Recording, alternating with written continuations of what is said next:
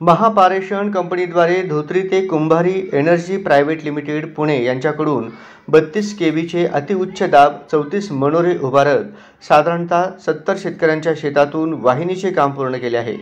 या कामाचा मोबदला शेतकऱ्यांना अद्याप मिळालेला नाही। याबाबत जिल्हाधिकाऱ्यांना निवेदन देण्यात आले आहे, असे अमित ढोले यांनी सांगितले।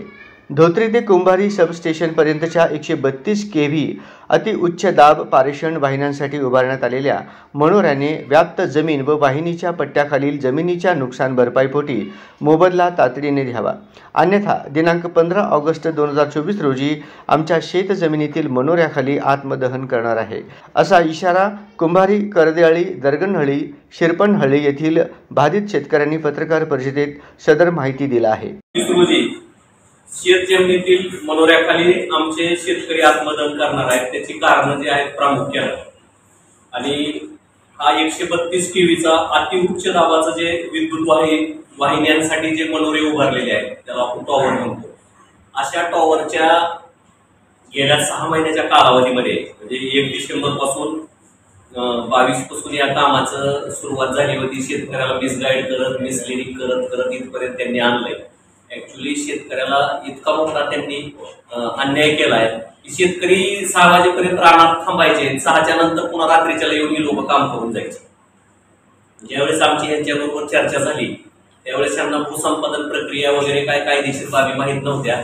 ज्यावेळेस माहिती झाल्यानंतर मग शेतकऱ्यांनी असा निर्णय घेतला की आता आपल्याला आपल्या सगळ्याच गोष्टी संपत आल्या आहेत, थोड्या दिवसात आपला ह्या विद्युत पुरवठा किंवा हे काम कंप्लायन्स होऊन जाईल, आणि या अर्धवट काम एकदा पूर्ण झाल्यानंतर आपल्या हातावर पुढे जीवन ही लोक जाणार आहेत। हे असं वातावरण दिसून आल्यानंतर हे शेतकरी आता ह्या स्टेजला पोहोचलेले।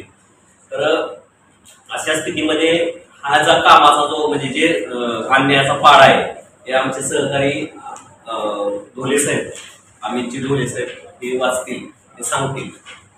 तर सर, हे ट्रान्समिशन लाईन 132 केव्हीचा आहे आणि कुंभारी ते धोत्री या दरम्यान असे 34 टॉवर उभं केलेले आहेत त्यांनी, आणि त्याच्या अंतर्गत एक 75 ते 80 शेतकरी बाधित झालेले आहेत।